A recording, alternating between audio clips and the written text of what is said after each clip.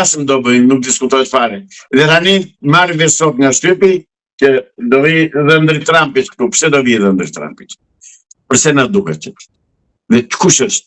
Qa pushteti ka? Po mos vjen për Sazanin.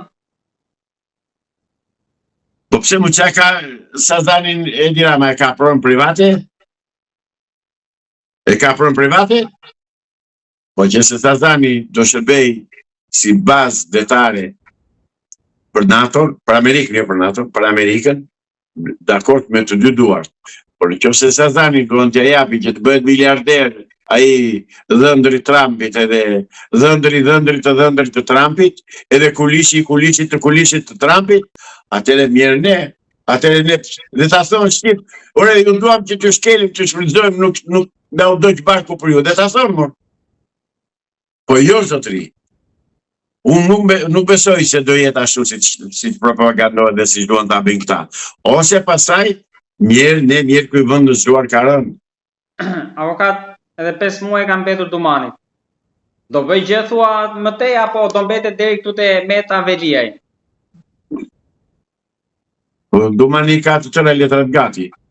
Dumani ditë për ditë i shtënë që zvëndës kryeministria, që në fakt ajo është kryeministër praktikisht, ai dhogë të ditën me kokain, e ka mbushur ku, pëse të arreston Dumani, që ka?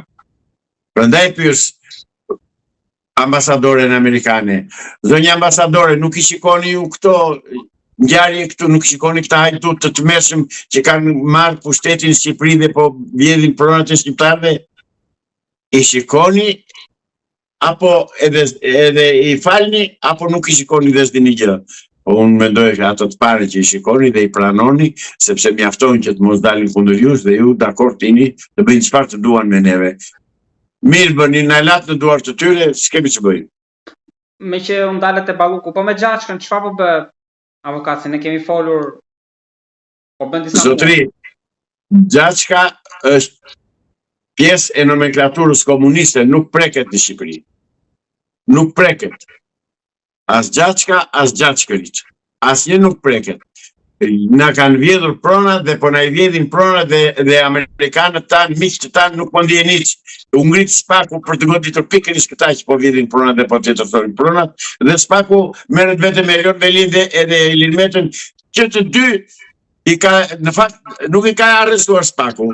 Mos gënjejini, ka arrestuar Edi Rama ja dorëzoi Spakun. Se Edi Rama po të ishte përtesi, do lëshonte Gjaçkën që nuk e mbajti me çdo kusht, e mbajti deputete për të ruajtur imunitetin mos preket. Pra, nuk është kështu. Ata që kanë sy në ballë dhe mend në kokë shikojnë që të dy ata që janë arrestuar vetëm për Ramës, se ka dashur Rama. Dhe praktikisht Spakun duam apo s'duam, dhe ta dëgjojnë zotërinjt amerikanë në ambasadën amerikane, ta dëgjojnë që Spakun e komandon Edi Rama. Dhe amerikanë nuk i pyet fare Dumani, edhe cili do Duman që do jetë. Spaku është në duart e Edi Ramës. Spaku është në duart të pushtetit. Spaku është një kobure në dorë të Edi Ramës për të eliminuar kundërshtarët e tij politik, brenda partisë dhe jashtë partisë. Avokat, Velie ka tani në korrik, në 6 korrik mos gaboj, gjykata e lartë do shprehet për masë sigurisë. Mendoni që mund ta liroj? Jo, nuk do ta liroj. Nuk do ta liroj, se nuk mund ta liroj. Këtu bëhen çuditëra, gjithçka mund të bëhet. Po deri dje u lakua emri Elon Velis për miliona euro, për miliarda euro, dhe tani ta nxjerrin që sepse pas ka thënë dhe që mund të dorëzoj garanci pasurore. Ku i gjeti para?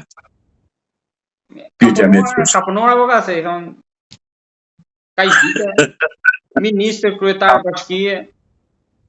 Po? I ka hequr sa ka marrë rrogën? Sa prona ka? Ku i ka gjetur? Me ca lekë i bleu? Ore këta janë hajdut të pushtet dhe unë prandaj po revoltojmë dhe po i drejtojmë ambasadës amerikane. Do na hiqni hajdutët apo jo? Troç fare, shkurt. Ndryshe thoni s'kemi që bëjnë, ose thoni të vërtetën, na duhen, se u shërbejnë juve, po jo neve, edhe jemi në duar të tyre, s'kemi që bëjnë. Por deri dje na thatë që Spaku do arrestoj kriminalit dhe hajdutët. O bëni atë që thatë, ose Prishëm. Avokat, për Veliajin thatë ku i gjeti lekët si qysh tek.